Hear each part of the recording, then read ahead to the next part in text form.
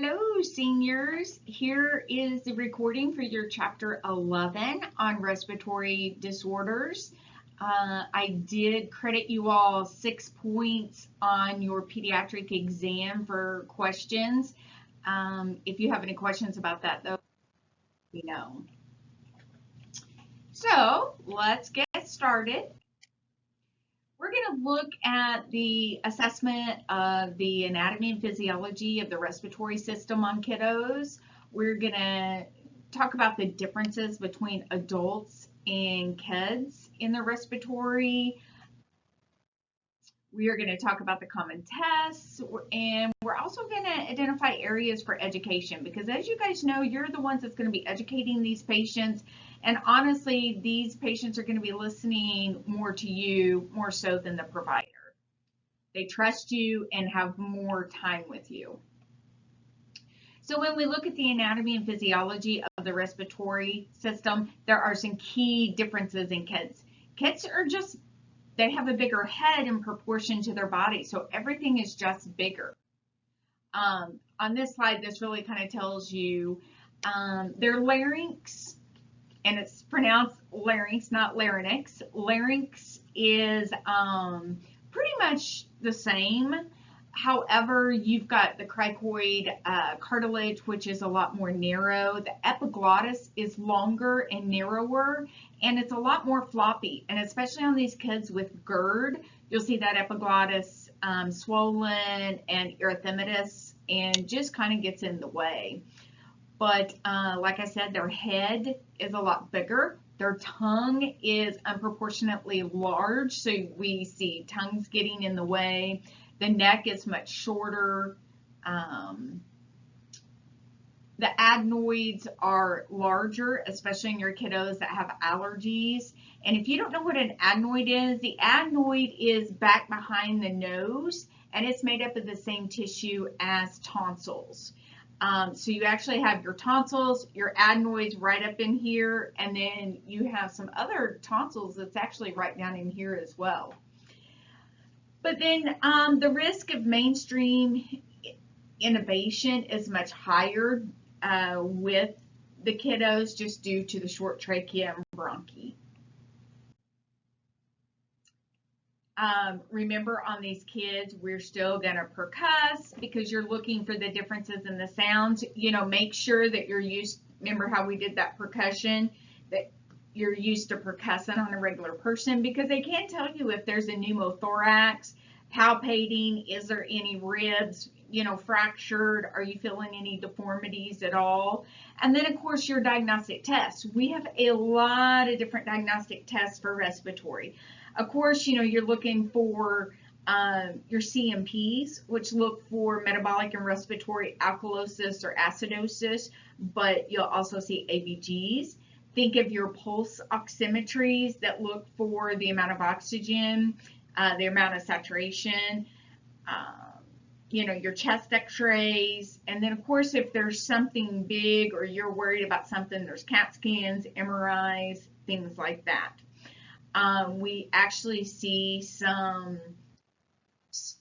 for kids with aspiration of foreign objects, or other things. Maybe they've just got some really bad infection they need to go in and clean out. So I hate that we're not doing this one in person, because it's actually one of my favorite lectures. The first thing we're going to talk about is otitis media with diffusion, which is also called supportive otitis media, and that's SUPPORTIVE, supportive. And then we have otitis externa, OE. So when those people say they always go swimming and they get that ear infection, well, that's an otitis externa. So these pictures here, up on that left side is a normal tympanic membrane. So that tympanic membrane is a waterproof barrier that's not going to let water get to the other side. It's thin, you can see through it. So as you can see the bones to the middle ear there, the Inca and stapes. In that second one, that shows the actual otitis media. And that's your traditional kid with an ear infection. So you see that is swollen. They're usually really red. This one's not as much red, but they're usually red and erythematous. Very, very painful. And, you know, a lot of times on these little kids, if it's a baby, sometimes that can be formula from where they've laid flat. And so their airway's flat. And so on a kid, the eustachian tube, which goes behind the nose up to the ears, is very flat instead of tilted. So if they're drinking that bottle while they're laying down, it just backs right up into those ears. You also see it a lot on kids with a lot of allergies, and that can be snot up there. You know, when they get bigger, you can instruct the kid to hold their nose and blow. Top. When you do that, that forces air up through that eustachian tube, which forces the liquids or the fluid down. In the picture directly below the otitis media, that's the suppurativa otitis media with effusion, and you can kind of see the fluid bubbles in there. Now, this is the kid that has fluid back there. We've got the infection out, but a lot of times these kids don't clear the infection, or especially if they have a lot of allergies. And so it's just clear fluid that you can see those bubbles with. Then on the right, the top picture is an otitis externa. That's the swimmer's ear. You see that a lot in people that go swimming in lakes and creeks because that water is not fluoridated, so they get a bacterial infection. And the key to this one is, one, it's going to have a lot of drainage, but two, if you touch the pinna of the ear, it hurts. When you're moving that at all, it hurts. They also have what's called trismus, and that's where you get pain when they move their jaw. When they're trying to eat, it causes pain up into that ear. Your otitis media is not going to hurt to touch the ear, and you're not going to have drainage unless you've ruptured that eardrum. Now, that does change in the bottom on the right-hand side where you've got those PE tubes. Now, these tubes are what you see put in little kids' ears, and basically what they do is they work just like to make an ear perforation. They want these kiddos that have chronic allergies, or maybe they have enlarged adenoids or whatever the case, if they're getting repeated ear infection, because they know when those middle ear bones stay in fluid over time, it does start degrading those bones down and they can have permanent hearing loss. So the job of the tube is to get the fluid out of there. So if you've got a kiddo with tubes, you are going to see drainage, and it could be an otitis media instead of an otitis externa. Again, because of that little hole, the little tube, you don't want them to be getting water in their ears, so that's why they give them earplugs to wear when they're swimming or when they're in the shower or taking a bath, just because water, you know, goes through that waterproof barrier and gets in there and can cause an infection. So you do want to prevent water from being out there. We have a lot of parents that'll freak out after their kids get tubes because they are draining, and the big thing to tell parents is it's okay. That drainage is supposed to be there. That means that tube is doing its job. So the big thing they need to do is just keep everything out of the ear other than the earplugs. And then the good thing is when they have these tubes, you can give them the antibiotic ear drops, and it just goes right through there, right to where the infection is, and typically is much more effective than the oral antibiotics. The only time that's not true is if they have infection in their sinuses, their nose, or their pharynx, and then they will need the oral because those ear drops are not going to get to it.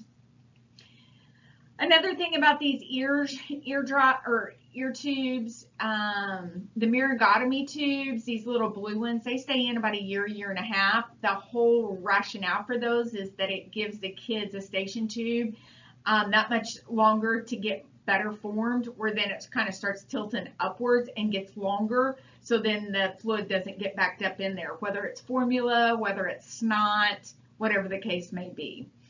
Now, if usually the first time they do tubes, they just do tubes. Simple procedure. The only reason they sedate them is to keep the kids still. When you're an adult, if you have to get a myrigotomy tube, they don't put you to sleep because that the eardrum itself doesn't have a lot of pain receptors on it. but it's mainly keeping them still. The second time, if they have to do tubes again, they usually take the adenoids with those. And again, that's those tonsils that's behind the nose. But the problem is they're right there where the eustachian tube goes down, so it can block them, especially if they're swollen from having allergies. And then if they have to have a third set, typically they do what's called a T-tube, which is a tympanoplasty tube. And that's going to stay in, they call them permanent, but they are not permanent. They usually typically stay in about 3 to 5 years. Every once in a while, you'll have a kiddo that will retain those and has to have them surgically removed. Not very often. Typically, these tubes all fall out by themselves, no matter if it's a T-tube or these myringotomy tubes. And when it's time, they just fall out. And most of the time, they're so small, parents don't see them unless whenever it slowly works its way out of the eardrum, it lands on a kid's pillow while they're sleeping. And then they might. Back to the ear infection itself, those can be caused by viral infections. It can be caused by bacterial infections. Some of the new train of thought is the first 36 to 48 hours, you don't treat a kid with an antibiotic. You wait and see. But I'm going to be honest with you. If you've ever had a kid with an ear infection, they're in pain, and the antibiotics get them over it that much quicker. So I always typically give them antibiotics. Usually though, when it's a baby, you can start out with your amoxicillin and treat them by dose and weight, and it, takes care of it. Sinusitis, as you guys know from being an adult, you have your maxillary sinuses right here on the cheekbones. You have your ethmoid sinuses, which is right behind your eyes and your nose. You have your frontal sinuses up here. And with sinusitis, you typically feel those sinuses getting full with snot, with pressure, fever. And, again, they do take the antibiotics to get over it. These pictures that I have are pictures of pharyngitis. As you know, pharyngitis can be tonsillitis, which a lot of times we attribute to strep, but there's a lot of tonsillitises that are not strep. And on the right-hand side is a good picture of a tonsillitis. As you can see, they have exudate all around their tonsils, and the tonsils are swollen and touching the uvula, which is the hanging down. And there's a great illustration in your book of tonsils that are grade 1 through grade 4. And definitely, that little kid you see on the right-hand side, they're going to start having a hot potato or muffled voice. I can't do it very well, but, and that's where, because their vocal cords are not able to enunciate very well, so they kind of sound like they have a hot potato in their mouth. On the left-hand side is actually a little bit different, and these are very dangerous. They're called paratonsillar abscesses. And what that is the infection actually gets to the tonsillar pillar and causes the infection. And how you can usually see it is it's just one-sided. And the uvula, the hanging down, is going to be deviated to one side, and that's because that abscess actually pushes that uvula out of the way. These are medical emergencies. They need to be drained with an IND. As soon as you get them drained and get them on antibiotics, they feel better very, very quickly. But it is really important that you're able to differentiate with the unilateral, with the uvula deviation on the paratonsillar abscess versus the tonsillitis, which is both sides and the actual tonsils themselves. Just some more about upper airway infectious diseases. The nasopharyngitis, the only thing different than the pharyngitis versus the nasopharyngitis is, you guessed it, it's where the nose is inflamed as well. Again, this can be caused by bacterial infections. It can be caused by viral infections. And remember, if it's a viral infection, we're not going to treat with antibiotics. We're going to treat symptomatically. Influenza. So as you know, we should always educate our patients to get the flu vaccine.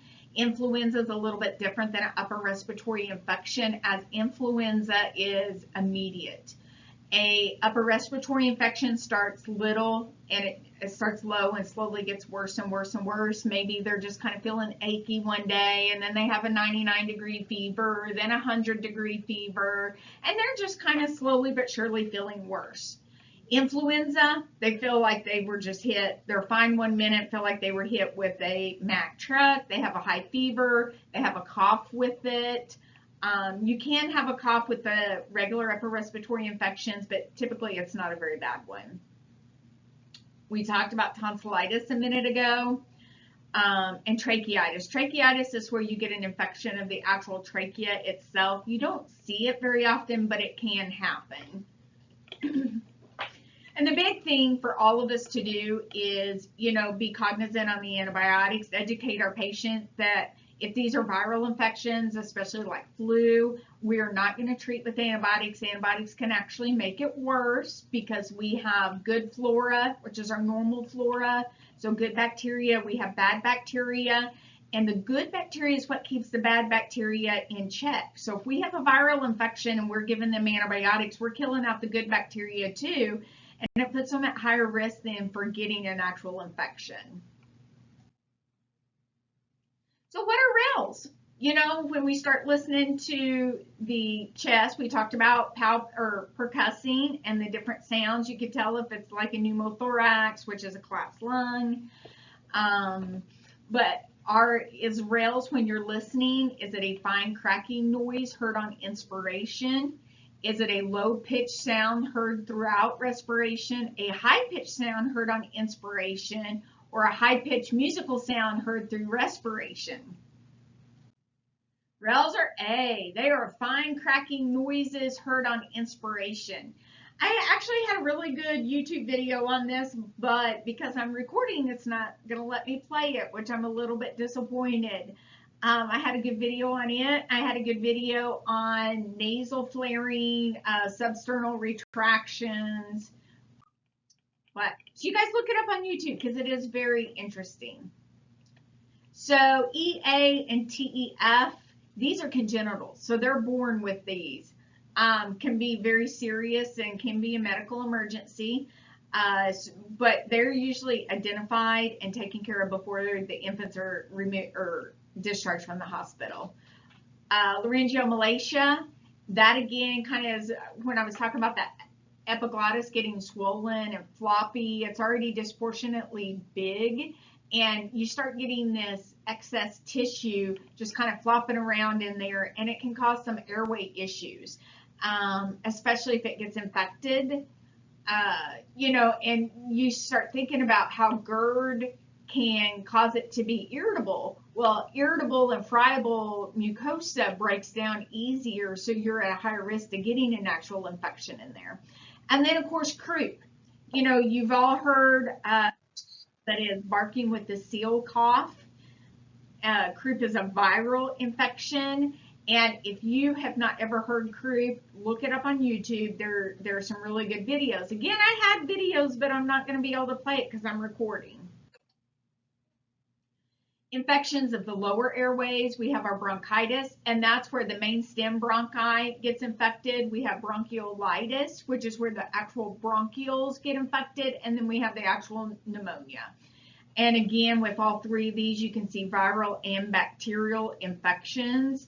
If it's viruses, we're not going to treat with antibiotics. We're going to treat symptomatically. If it's bacterial, we are going to treat with antibiotics. You're also going to, educate keeping away from secondhand smoke.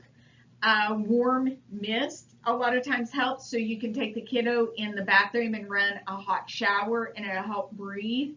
Pushing the fluids, avoiding caffeine, avoiding milk. A lot of people don't know this, but when you take in a lot of milk or dairy, which can be ice cream, it makes those secretions thicker, so it's harder to get it up and out of there.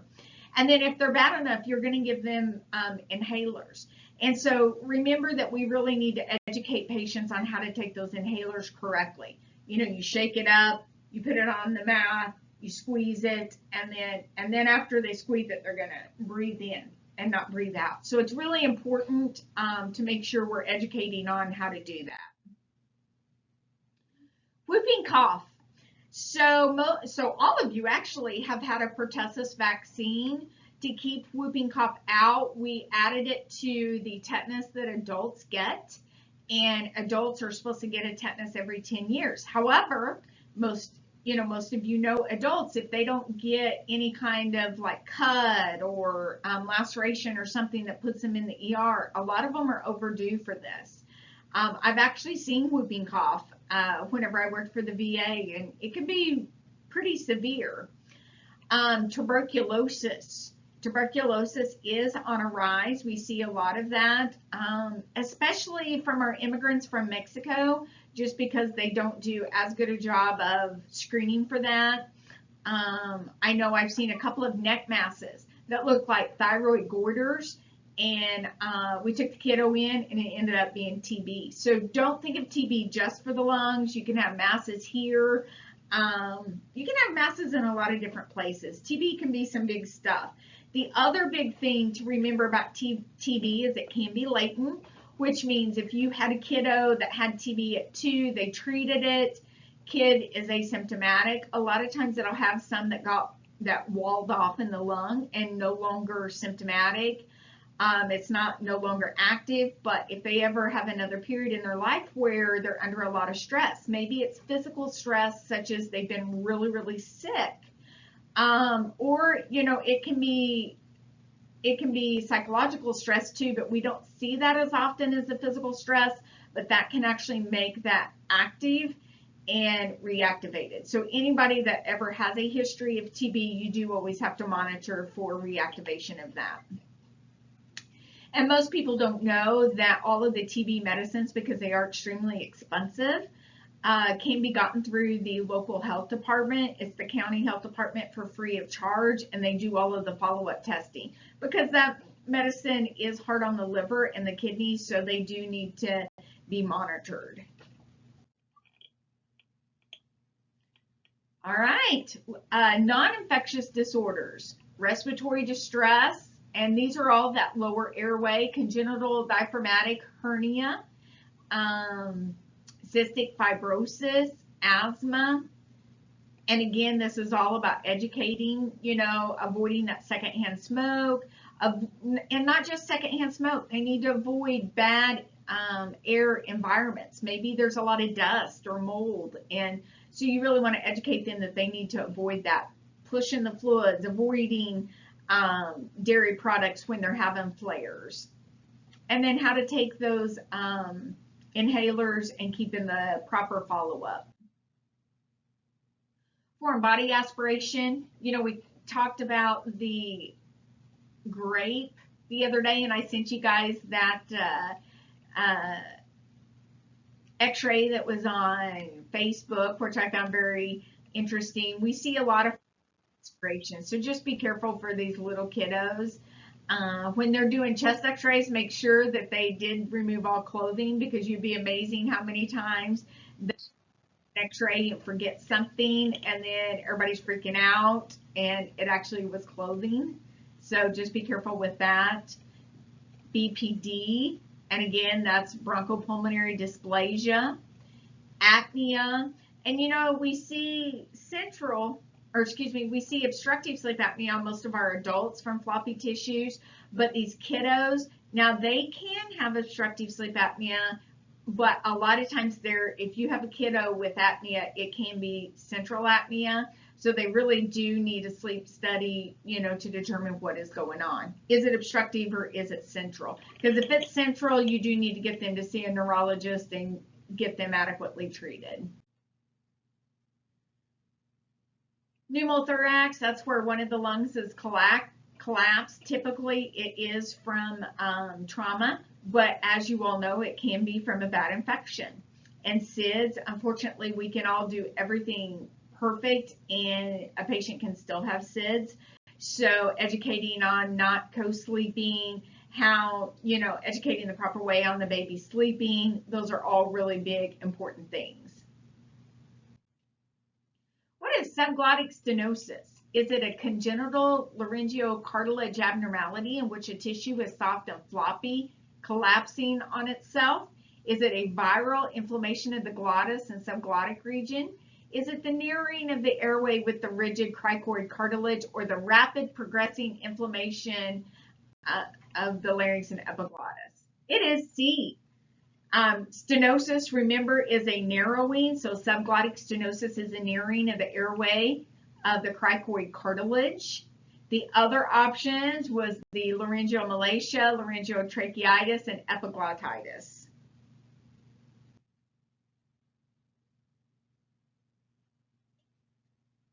So that is it for us talking.